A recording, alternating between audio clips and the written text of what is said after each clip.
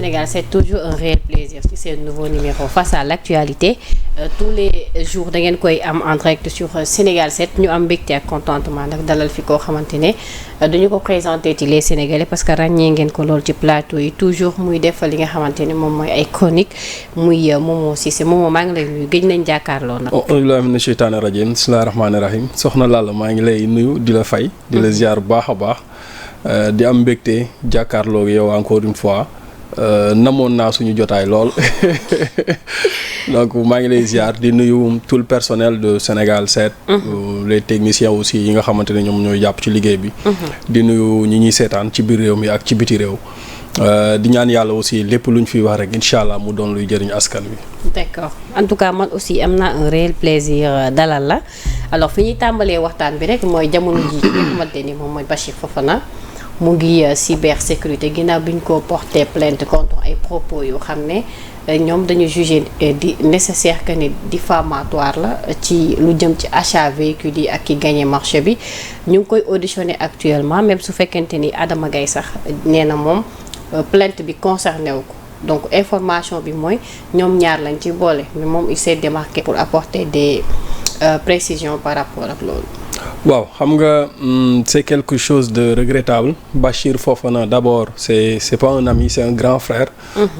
Un grand frère un confident bu nga xamante ni amuñu nëbboo tey booy xool ci milieu bi ki nga xamante ni moom moo xam suma lépp ma xam léppam c'est Bachir Fofana. démb ci guddi vers les coups de 3 heures du matin ñu ngi doon wax bon mu wax ma plainte bi instant boobu ñuy wax noonu. xamul woon ne plainte la mais il a juste reçu une convocation affaire le concernant. bu ñu ko laajee mu ne moom xamul il faut mu dem sur place pour xam. c'est à notre grande surprise vers les coups de 4 heures 5 heures du matin bi journaux yi di génn. ci la ñu gis ne Libération bind na ni c'est le président de l'Assemblée nationale El Malick Ndiaye moom moo ko porté plainte. li tax mu plainte ko nag mooy Bachir jamono ji semaine bii passé ci biir semaine bi sax. dafa def une émission. di wax ci li nga xamante ni moom mooy appel d'offres restreint bi nga xamante ni Assemblée nationale def na ko pour l'achat de ces véhicules là. mu émettre certain nombre de points mu wax ne bëgg nañ ci ay éclaircissement bi ci njëkk mooy type de véhicule yeeg ak ni ñu choisir véhicules yi ñaareel ba mooy marché bi ki nga xamante ni moom lañ ko jox d'après Bachir Fofana ci information yi nga xamante ni daa jàpp na ne am na ko moom mooy ki nga xamante ni moom la ñu jox marché bi ci information yi mu am ce serait ki nga xamante ni moom mooy Cheikh Gueye mooy ki am problème avec la justice mooy ki nga xamante ni moom la ñu wax ne sur l'affaire Ismaïla Madior Fall donc loolu noonu bi mu ko waxee tout le monde wala beaucoup l'ont repris pour wax ne El Malick Ndiaye war nañu indil ay éclaircissement ci li nga xamante ni moom mooy octroi boobu les marchés à rappeler que marché restreint aussi dafay nekk marché bu nga xamante ni duna nekk appel d'offre ouvert mooy appel d'offre bu nga xamante ni da ngay def ay annonce de publier ko ci journaux yi ku ci nekk ñëw nga choisir mu am libre arbitre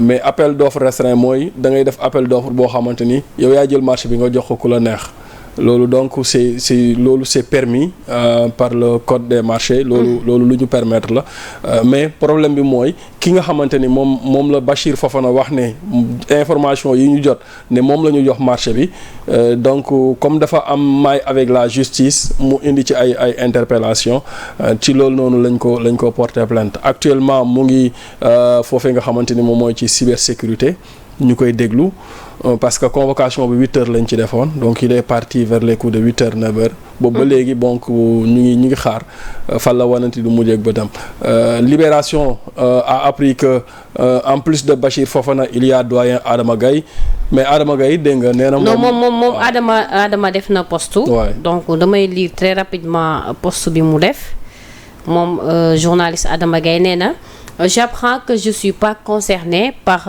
la plainte qui fait bruit.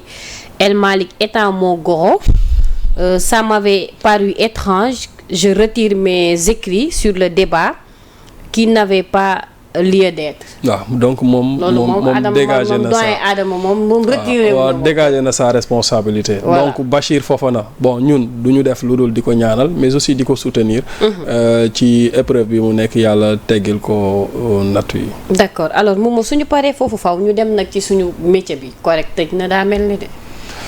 waaw parce que jot nañu benn communiqué tout à l'heure tuuti soo ma ko munee affiché muy communiqué bu correct def nee nañu actuellement dañuy tëj seeni bureau jusqu'à nouvel ordre parce que ci li ñu expliqué ci communiqué bi xaama lire ko très rapidement nee nañu le conseil pour l'observation des règles d'éthique et déontologie dans les médias corrects informe de la fermeture jusqu'à nouvel ordre de ses bureaux 6A à la maison de la presse Babacar Touré. Le bureau du correct est résolu à prendre cette regrettable décision parce qu'il n'arrive plus à faire des dépenses de fonctionnement. Le personnel permanent, très résilient, a patiemment enduré 14 mois d'arriérés de salaire. Donc mun nañu wax ne cet organe de régulation n'étant pas entré en possession de son budget de 2024 ni du budget de 2025 a épuisé toutes ses ressources additionnelles. En fait budget 2024 bi duggul budget 2025 bi duggul donc amatuñu budget de fonctionnement loolu moo tax ñu ne faaw ñu fermer seeni bureau. waaw oui c'est normal te je pense que loolu nag war nañu xool ban solution lañ ciy teg le plus rapide. c'est normal organe bu mel ni correct la man yàgg naa wax ne organe la bu nga xamante ni amul tous les moyens yi nga xamante ni moom lañ ko waroon a jox pour mu mën a réussir sa mission. tey am na foo nga xamante ni Sénégal war na fa toll ba le journaliste bu defee diffusion de fausses nouvelles. wala mu def diffamation avant même justice di ci am loxo. Donc moi je pense que correct moo waroon def liggéey bi njëkk mooy di envoyer le journaliste avertissement. su fekkente ne nekk na ku nga xamante ni récidiviste la mu dem ba sax retirer carte de presse am wala mu def ko mise à pied moi je pense que yooyu noonu yëpp correct waroon na ko mën a def mais malheureusement gis nañ ne correct bi ñu ko créé ba tey il n'a pas eu les moyens et tout le pouvoir bi nga xamante ni war na mën a tax mu exercer li mu waroon a mission bi mu waroon a exercer bu baax a baax. 14 mois d'arriérés de salaire c'est trop. ci organe bu mel ni correct ñi nga xamante ni ñu nga fay nekk di liggéey malgré que jotuñu seen budget 2024 jotuñu seen budget 2025 mais quand même ñu ngi doon continuer doon liggéey. pourquoi budget bi ba tey génnul aussi. bon loolu aussi war nañu ci leeral moi je pense que ñi nga xamante ni ñoom ñoo yore wàll wi surtout ministère bi nga xamante ni moom moo yor wàllum communication war nañu ci leeral bu baax a baax lu tax correct jotul budget donc du coup c'est une situation regrettable boo xamante ni tey si correct ferme ses portes et que correct aussi il faut le dire c'est l'acquisition d'un combat bu nga xamante ni nous journalistes l'avons porté ci biir li nga xamante ni moom mooy code de la presse bi nga xamante ni voté nañ ko bu bees donc non on avait jugé nécessaire avoir benn organe bu nga xamante ni moom mooy nekk police ci média bi moom mooy régulariser li nga xamante ni moom mooy les journalistes di leen teg ci yoon di leen jubbanti mais malheureusement les moyens n'ont pas suivi pour que correct mën a def liggéeyam et c'est regrettable pour man nos autorités war nañu bàyyi xel bu baax a baax doter plus de moyens correct mi nga xamante ni moom jàpp nañ ni liggéey bu am solo la war a liggéey ci espace médiatique bi. alors moom dañuy delluwaat fi nga xamante ni moom mooy Chine. su ma ko waxee sa xel dafay dem ci tournée bi nga xam ne l'actuel premier ministre mi ngi koy amal foofu ci Chine ñu annoncé ay accords ak ay partenariats yoo xamante ni en tout cas jàpp nañ ne loolu bu yembee Sénégal dina ci mën a gis boppam bu baax a baax. sama inquiétude ci loolu mooy ils nous ont dit au début que le premier ministre dafay def visite officielle fële nga xamante ni moom mooy ca Chine. visite officielle ci forme bi dafa am lu nga xamante ni moo koy mandargaal lu njëkk ci li koy mandargaal li tax après je me suis dit que c'est pas une visite officielle mooy quand l'avion bi mu atterrir foofee ca Chine ki nga xamante ni moom moo recevoir notre premier ministre c'est l'ambassadeur du Sénégal en Chine. Ça n'a pas été donc pour man une visite officielle. d'accord. loolu benn la. pourquoi l'ambassadeur du Sénégal bu nekk Chine moom moo war a recevoir le premier ministre bu war a def visite officielle premier ministre bi muy ñëw Chine pendant ce temps le président était absent ak quelques membres de son gouvernement étaient absents ci territoire bu Chine. pourquoi cette absence lu tax. territoire bu Chine wala bu Sénégal. bu Chine. Okay. le président chinois ak les quelques membres de son gouvernement bi Ousmane Sonko notre premier ministre di yegg ci Chine. boobu fekk ko foon. donc on a vu qu'hier le premier ministre chinois l'a reçu c'est très bien maintenant tey ils sont ci benn forum bu nga xamante ni nee nañ Davos d'été la. forum Davos Chine la.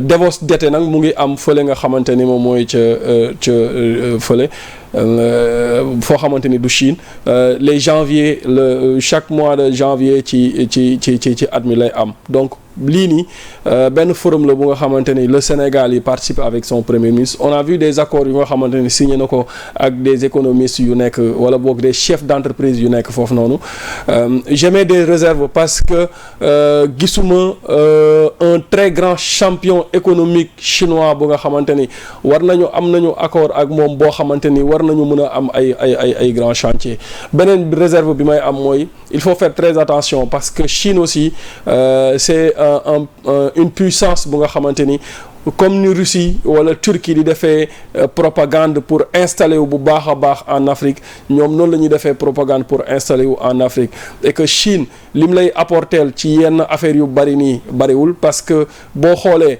sànq maa ngi xool Sénégal 7 il y a 9 mois am na benn documentaire bu ngeen def ci exploitation mine or yeeg yooyu noonu maa ngi gis ñu ne les entreprises chinoises ñu ngi piller li nga xamante ni moom mooy l'or foofu noonu sànq laa ko gis Sénégal 7 donc da ngay gis ne Sénégal saay bu ñu waxee scandale ci wàllum environnement entreprise yi étrangères yi koy def rek impact négatif bu muy def ci wàllum environnement ce sont des entreprises chinoises ñuy ëpp lu ñu koy def parce que ñoom ils ne respectent pas le code de l'environnement benn ñaareel ba mooy Chine su amee ay travaux yu nga xamante ni mu ngi koy def dans un pays étranger comme le Sénégal ou un pays africain 70% main d'œuvre bi ñoom dañ koy indaale te grands chantiers yi liñ ci war a mën a gagner mooy en emploi d'abord parce que bu ñu amee chantier dafay am ay sénégalais yu nga xamante ni ñoom ñoo fay war a liggéey économie bi dafay am lu nga xamante ni mu ngi fay dox mooy maanaam li ñuy lekk ak li ñuy naan ñi koy jaay ak ña fay liggéey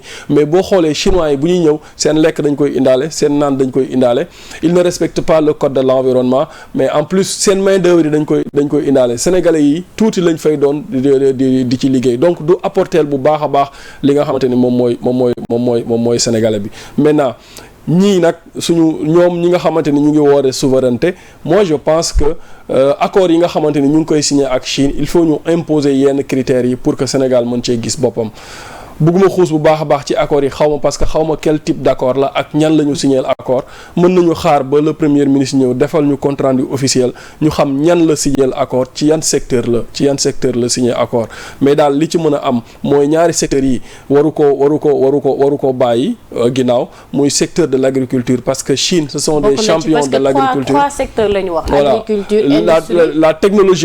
la technologie aussi Chine champion la ci l'industrie aussi parce que si j'ai vu le ministre bi nga xamante ni moom mooy commerce ak industrie dem na industrie boo xoolee le programme de PASTEF li taxoon dëgg ñu bëgg a teg li nga xamante ni moom mooy les pôles territoires moom mooy industrialiser ces pôles là da ngay xool zone bi nga xamante ni benn zone par exemple nga xool zone u Casamance bi nga ne Casamance lii mooy seen spécialité lii mooy seen potentialité nga créer une industrie bu nga xamante ni moom mooy dominer foofu noonu waaye je pense que loolu bu ñu ko réussir dinañu mën a réussir dindi li nga xamante ni moom mooy exode rural bi inégalité sociale bi am ci diggante dëkk yi ak nit ñi aussi dinañu ko mën a dindi mais aussi li gën a neex ci loolu aussi bu ñu réussir cette mission là mooy dinañu mën a fexe ba comment on appelle ñi xamante ni ñoom ñooy jël gaal gi di génn réew mi aussi dinañ ko mën a l'immigration clandestine.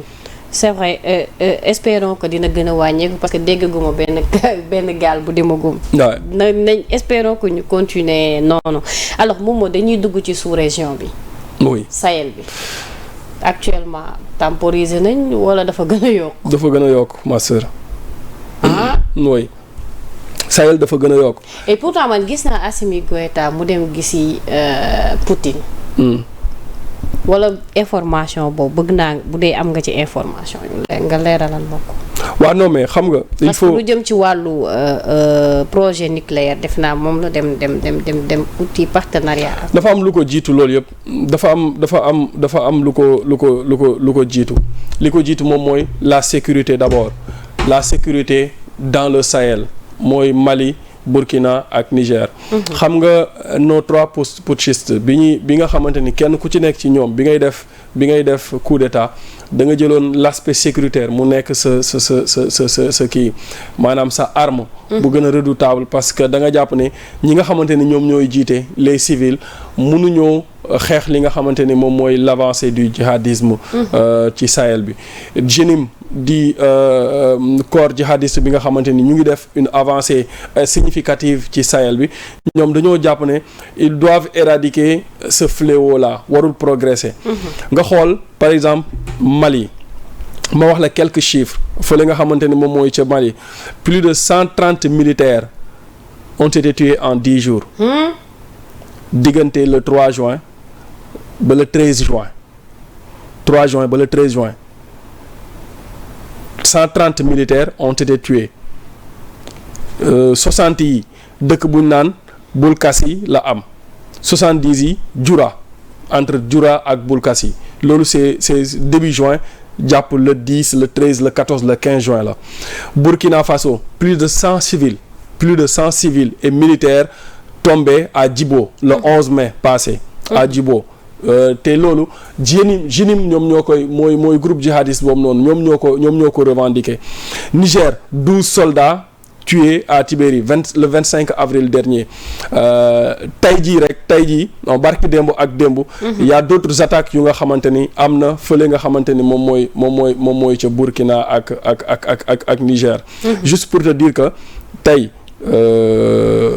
ma jox la chiffre bi nga xamante ni moom laa mujjee jot tey Burkina Faso JNIM nee nañ démb jël nañu benn base militaire bu nga xamante ni moo nekk fële ca Boussouma dëkk bu ñuy wax Boussouma. loolu Burkina Faso la. Mali 2 postes de sécurité yu nga xamante ni ay checkpoint la nekk ci dëkk bu ñu naan Konombougou fële ca Ségou. Mali jihadistes yi daal nañ koy jël contrôle li ma lay wax nii démb la ak tey diggante démb ak tey donc chaque jour les jihadistes ñoom ñu ngi def ay attaques pendant ce temps au Mali ou bien au Burkina wala au Niger je prends l'exemple du Mali da ngay gis ay militaires yu nga xamante ni ñoom ak ñi nga xamante ni ñoom ñooy les miliciens privés Wagner nga xamante ni léegi changé nañ ko léegi moom mooy Africa Corps ñoom ñoo nekk en collaboration pour xeex li nga xamante ni moom mooy le djihadisme mais échec total la li tax parce que benn bi yaa ngi dégg Jeune Afrique def na benn enquête bu nga xamante ni avec des preuves plus de 600 vidéos et plus de 300 et quelques photos des preuves à l'appui yoo xamante ni wane nañ ko Russie dañoo créer maanaam les miliciens privés Wagner dañoo créer benn groupe Telegram payant boo xamante ni da nga fay dugg tu as des informations par rapport ak opération bi nga xamante ni moom la Wagner di def. boo xoolee lii lay gën a frappé ci loolu noonu mooy ñi nga xamante ni ñoom ñooy jihadistes yi les peuls puants lañ leen di tuddee. peuls puants parce que il faut rappeler que la stigmatisation des peuls dans le Sahel c'est venu avec l'avancée de Wagner parce que Wagner moom moo jàpp ne tous les peuls ce sont des djihadistes képp ku nekk peul au Mali yow déjà tu es en danger parce que jàpp nañ ne tu es djihadiste. maintenant ñi nga xamante ni ñoom ñooy les militaires maliens xam nga nan lañ leen di woowee. les chats noirs lañ leen di woowee c'est-à-dire ñoom ñu ngi ànd ak militaires yi di liggéey. mais jàpp nañ ni ce sont des chats noirs pour ñoom noir nit ku ñuul amul benn valeur ci seen.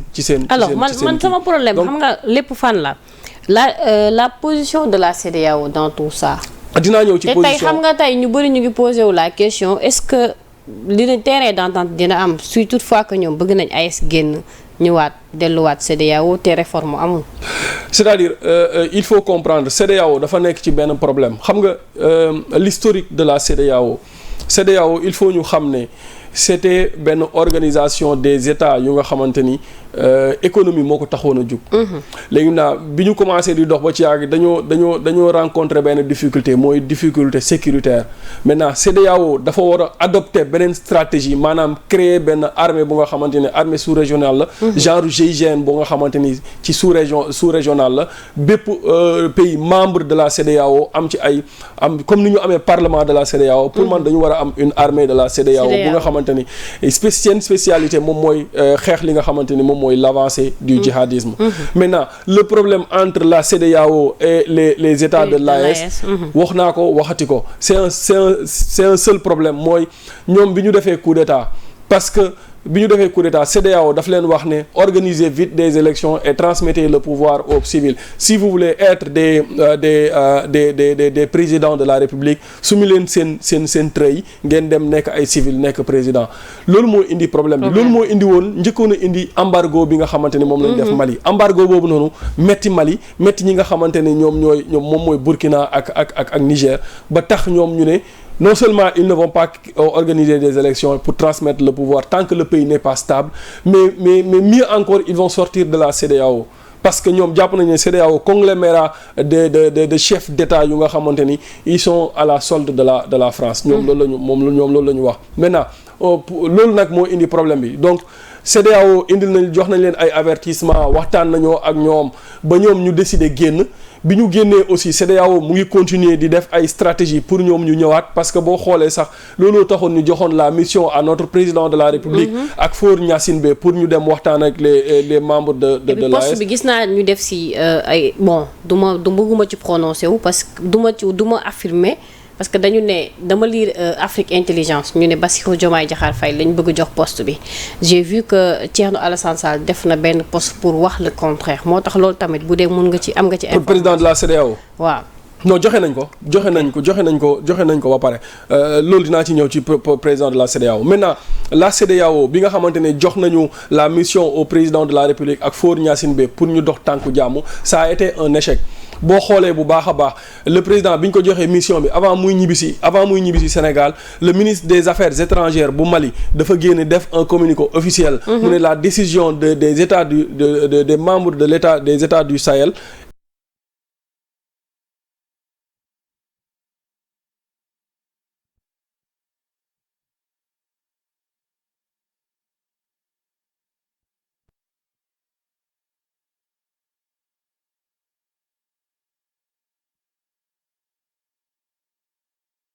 di benn porox ndoolu ba tey CEDEAO mu ngi may AES benn porox ndoolu mooy maanaam donte ñoom ñu ngi ci seen regroupement boobu noonu mais am nañ problème bu baax a baax pour faire face à la sécurité du Mali maintenant du Sahel maintenant il faut ñu toog waxtaan xool CEDEAO ak AES nan lañ mën a liggéey en parfaite collaboration su fekkente ne ba tey AES dafa taxaw ci position bon tant mieux wala tant pis pour eux maintenant parlant de la CEDEAO les gens avaient dit que avait donné l'information comme quoi le président de la République du Sénégal dañ ko war a jox pour mu nekk président de la CEDEAO cette information n'était pas avérée parce que barki démb transmettre nañ le pouvoir à quelqu'un d'autre donc mais kon pourquoi léegi ñu liñ ci wax président bi yëpp alors que du information bu avérée non parce que liñ ci wax naan non diplomatie bi bëgg en fait on a l'impression que ni dañu génne information boobu pour contourner parce que gis naa si ñu bëri def ci ay réactions comme quoi mel ni comme si que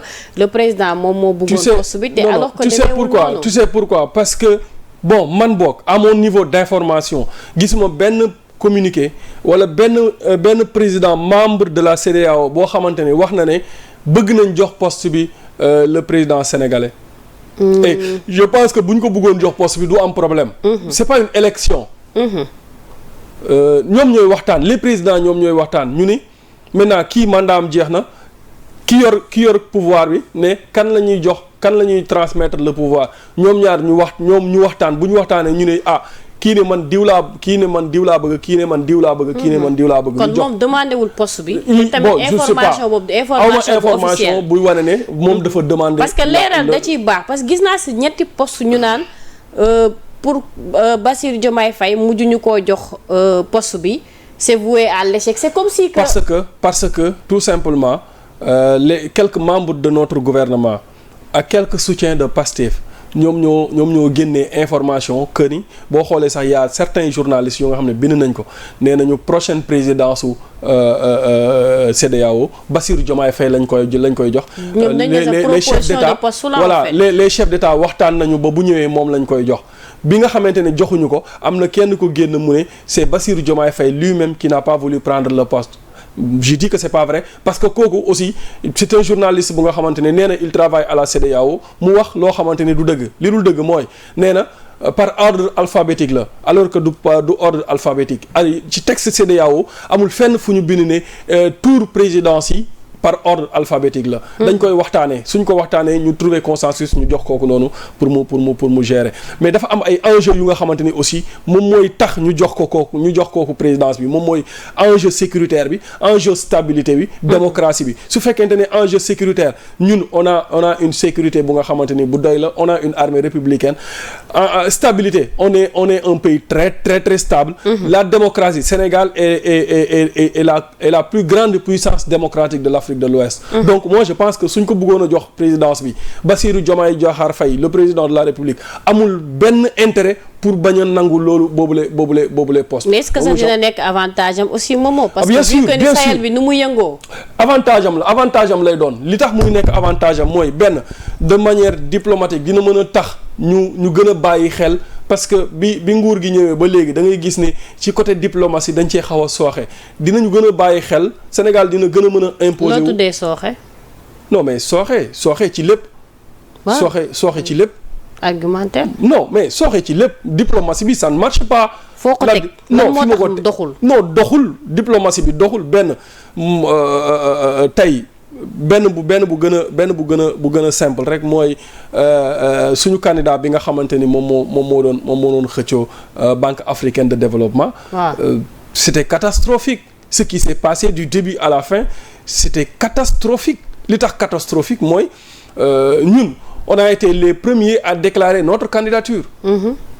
Mauritanie warul woon am sax candidat d'accord. ñun bi ñu déclaré suñu candidature boobu Mauritanie xalaatul ñun déclaré nañ suñu candidature bay wër di def propagande ci yenn dëkk yi pour ñu voteel ñu Mauritanie bi mu déclaré sa candidature moi je pense que waroon nañu trouver un compromis pour moom mu bàyyi sa candidature su fekkente ne mënuñu am compromis pour Mauritanie bàyyi sa candidature mais mënuñu teg ay stratégie yu nga xamante ni ci jour vote bi moom moo ñuy permettre ñu mën a am li ñu bëgg. Par exemple, je te donne un exemple. Je te donne un exemple. Ouais, si, ça se fait. D'accord, allez-y. Au Sénégal, loolu yàgg na fay am. CAF ak FIFA yëpp dañ daan am ay candidats mais quand même dañ daan am ñoo nga xamante ni diplomatie dañ daan ñëw ñu def compromis diplomatie dafa ànd compromis mooy maanaam da ngay ñëw ne bon léegi man je te propose ceci ngeen bàyyi seen candidature parce que lii ñun bëgg nañ lii après ma bàyyi lii nga jox ma lii comme ça ma bàyyi la nga dem. Je te donne un exemple ci jouru vote bi le candidat mauritanien bi ñu demee ci deuxième tour bi. Le président mauritanien xam nga kan la woo pour mu soutenir ko le président algérien et le président algérien l'Algérie avait soutenu la candidature de l'Afrique du Sud ci premier tour yi bi ñu gisee ne kooku éliminé nañ ko au premier tour le président mauritanien est entré en jeu def ay compromis ci suuf passé ay coup de fil ñooñu voteel président le candidat de la Mauritanie looloo tax Mauritanie ci deuxième tour bi ñu nga gis ñun. ci soutien yi nga xamante ne moom mooy les soutiens non régionaux ñu wàcc ci bu baax a baax ak les soutiens régionaux parce que Banque africaine de développement dafa am ay ñoo nga xamante ni ñoom la ñuy wax les régionaux ak les non régionaux les partenaires régionaux ak les non régionaux les non régionaux mooy ñi nga xamante ni nekkuñu Afrique mooy par exemple ay les États-Unis ak yeneen dëkk yi nga xamante ni nekkuñu Afrique nekk ay actionnaires biir Banque africaine de développement. Les régionaux mooy les pays africains yi nekk biir Banque africaine de développement ñu nekk ci ay actionnaires donc yooyu noonu ay stratégie la yu nga xamante ni moom nañu waxante dëgg candidature Mauritanie bi ñoom ils l'ont bien préparé ratissé nañ terrain bi yëpp laataa ñu yegg ci élection yi ñun ñoo leen gën a ratissé candidat Sénégal moo ko gënoon a baax profil moo ko gën a xam Banque africaine de développement parce qu'il était vice-président de commission est-ce que comprendre dafa teggi ndooma tànkam pour nekk président yaa ngi comprendre ñun ñoo ko gën a baax profil c'est vrai que moom c'est un bon profil mais Amadou Hott bokkul ak candidat Mauritanie bi profil benn ñaareel ba boo xoolee Amadou Hott il a sillonné le monde mais jour bi Mali di décider pour jàppale la candidature de la Mauritanie mais c'est le même jour boobu la Amadou Hott ak bon je pense que c'est Abdourahmane Sarr bien sûr Abdourahmane Sarr ak la diplomatie sénégalaise dem foofu toog ak Assimi Goïta waxtaan ak moom ñu ñibbi la délégation de Mauritanie ñëw délégation de la Mauritanie sans le candidat ils sont venus sans le candidat ñun avant ñu yegg ci Sénégal suñu délégation avant muy yegg ci la Assimi Goïta génn ne ils vont soutenir la Mauritanie. Côte d'Ivoire c'est notre partenaire un bon partenaire et la Côte d'Ivoire a soutenu la Mauritanie c'est-à-dire dafa am yu bëri yu sooxe ci wàllum diplomatie moo tax mel ne la malgré que suñu diplomatie sooxe na président de la République Bassirou Diomaye Diakhar Faye su nekkoon tey président de la CEDEAO dina mën a joxaat beneen influence suñu diplomatie benn ñaareel ba dina mën a amaat beneen légitimité pour li nga xamante ni moom moo xew ci suñu frontières yi parce que Timbuktu Institute dafa def benn rapport je pense que rapport bi lire nga ko mooy rapport bi nga xamante ni moom la Jeune Afrique génnee woon ba sax yoor sama grand Serigne Saliou Gueye maa ngi koy nuyu de passage attaqué woon naa fi mu boole ma sama grand la maa ngi koy nuyu bu baax a baax non parce que yoor bi mu génnee ne ki nga xamante ne moom mooy Jeune Afrique dañ ko war a interdire au Sénégal. ah mais loolu position am la.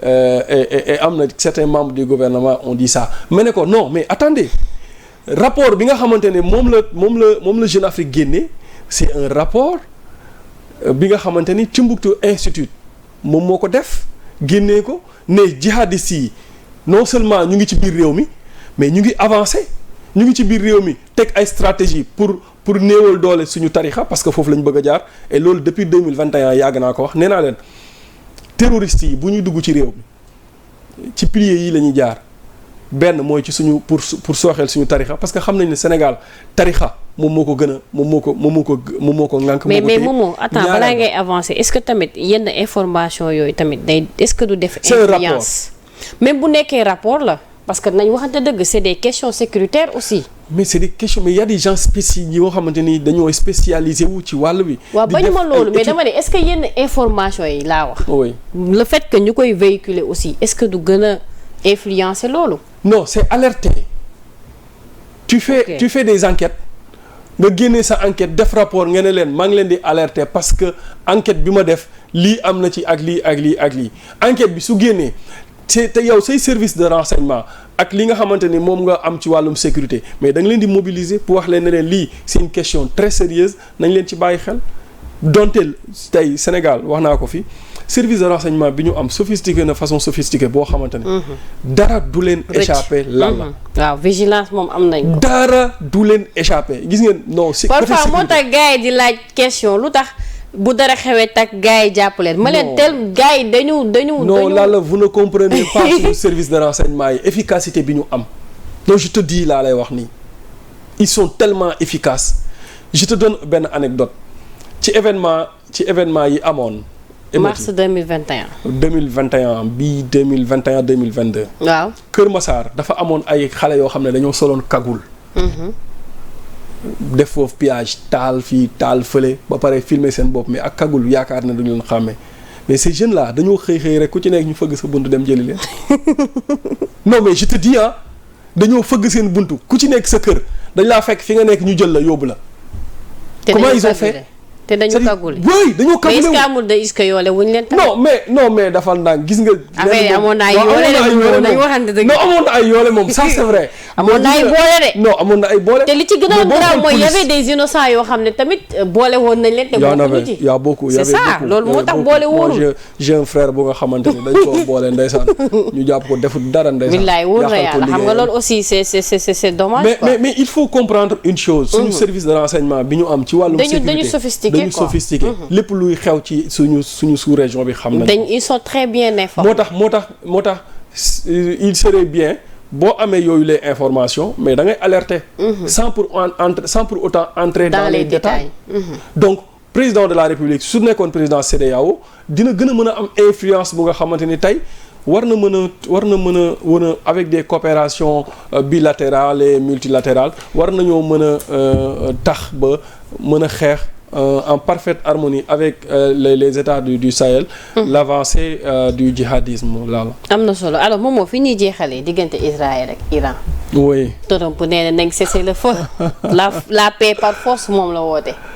waaw mais on a l'impression que ni ñu bëri nee nañ wóoluwuñ ko parce que dafay wax lii def le contraire Iran aussi est-ce que dina yomb ñu cesser le feu comme ça amul waxtaan bu am ci suuf moomoo. laala balaa maa ñëw ci waxtaan bi parce que dama gis sénégalais yi léegi daanaka ñëpp ay kii lañ. expert Iran Israël mais c'est bien quand même.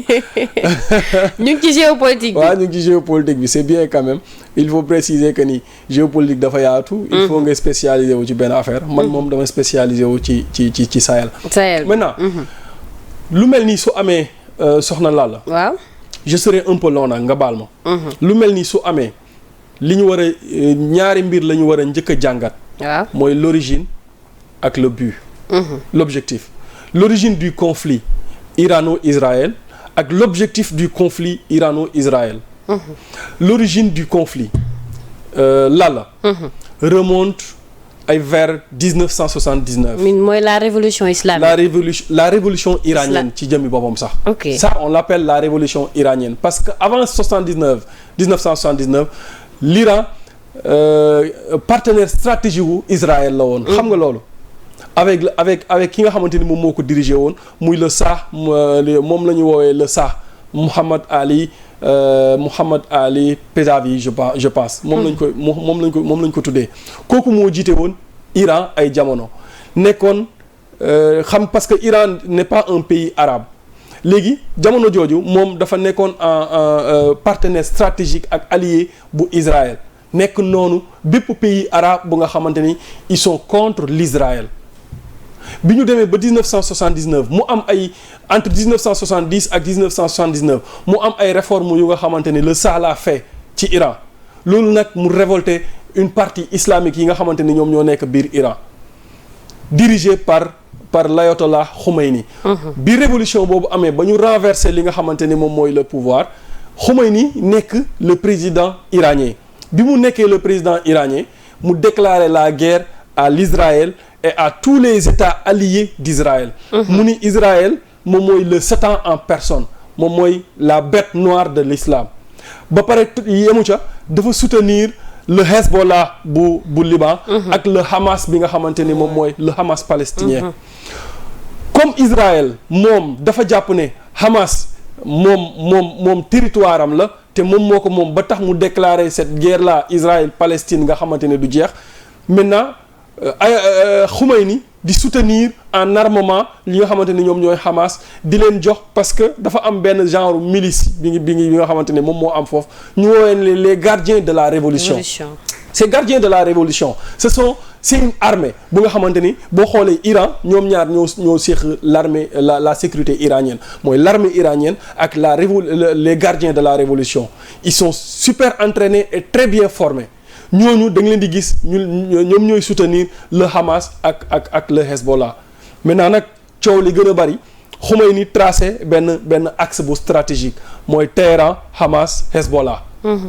di leen fournir en armement le Hezbollah libanais mu gis ne nag Israël gis ne Iran mi suñu ko bàyyee dina dooleel bu baax a baax Palestine te loolu baaxul ci moom parce que Israël jàpp na ne la terre palestinienne c'est sa terre Iran mu ni Israël dafa def occupation des terres parce que Tel Aviv Palestine la bokk. voilà exactement Tel Aviv Palestine la bokk Israël jàpp na ne ñoom ñoo ko moom maintenant loolu moo indi moom moo indi conflit bi nga xamante ni am na entre Israël ak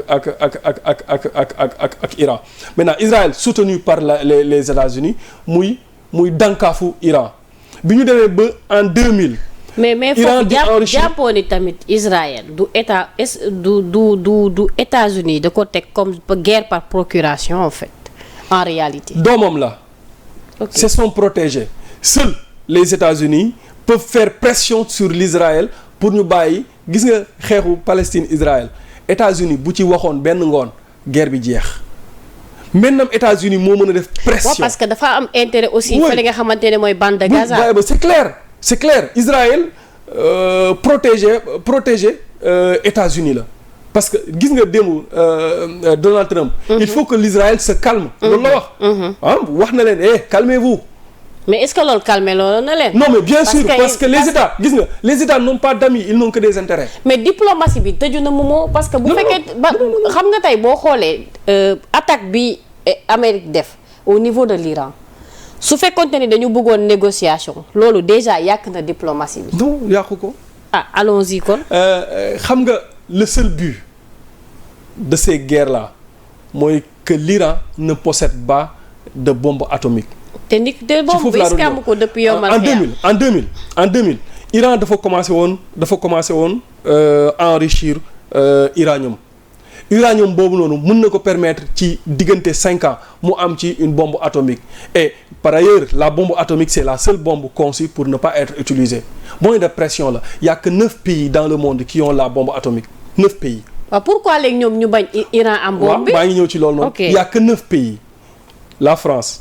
les États-Unis l'Angleterre la Chine la Russie Corée du Nord Pakistan Israël wax naa ko Israël ak Inde waaw ñoo am bombe atomique maintenant Israël moom dafa jàpp ne te Israël amu ko officiellement officieusement la ko am puisque c'est le protégé du grand du géant moom am na ko officieusement mais nee na moom moo war a mën a am monopole bi ci Moyen-Orient bi parce que nee na Iran su amee bombe atomique mën na permettre sax yenn dëkk yi bu ku ci mel ni Égypte am bombe atomique.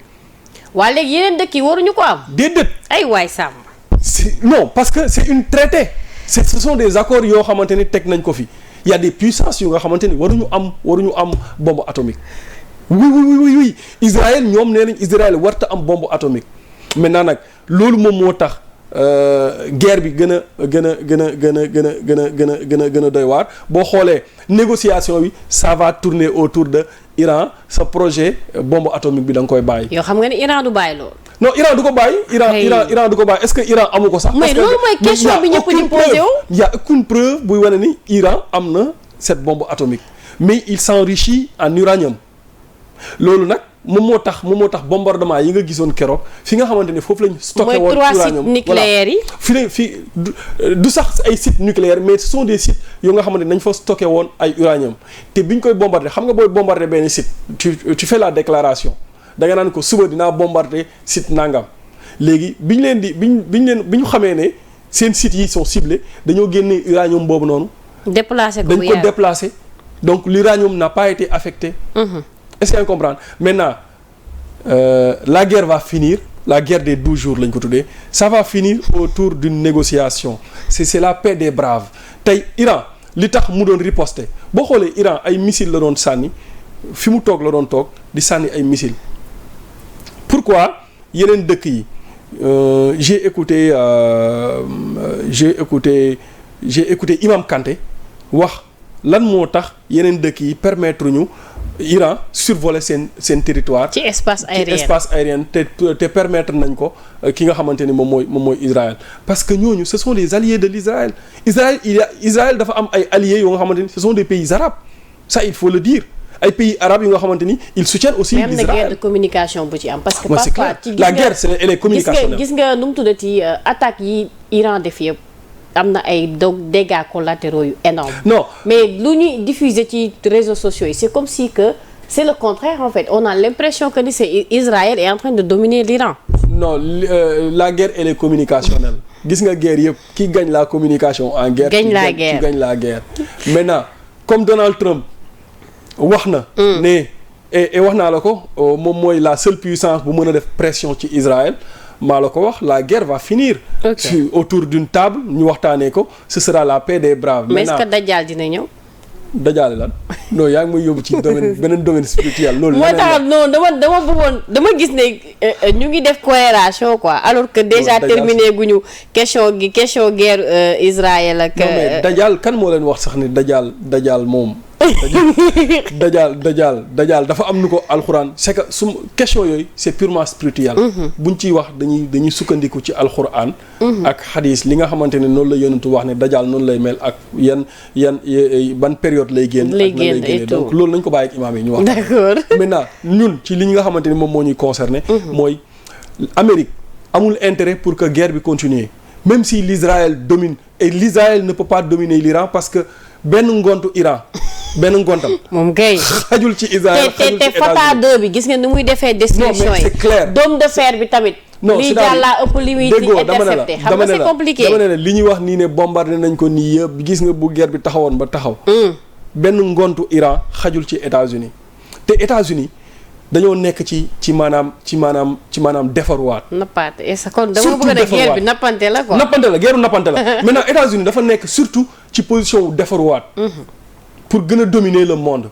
mais pour loolu noonu nag il faut pas que mu dugg ci ay guerre yu nga xamante ne amalu ko njariñ guerre Iran Israël amalul États-Unis njariñ daf koy perdre loo ay points donc te moom xam na ne bu duggee ci guerre boobu dina perdre lu bari parce que l'Iran n'est pas seul. Il y a la Russie à côté. Pakistan. Il y a Pakistan à Corée côté. du Nord. Il y a Corée. La Russie. Il y a la Chine à même côté. Russie bu dee fësalu ko sax. moom lay soutenir ils sont tous des alliés stratégiques de l'Iran.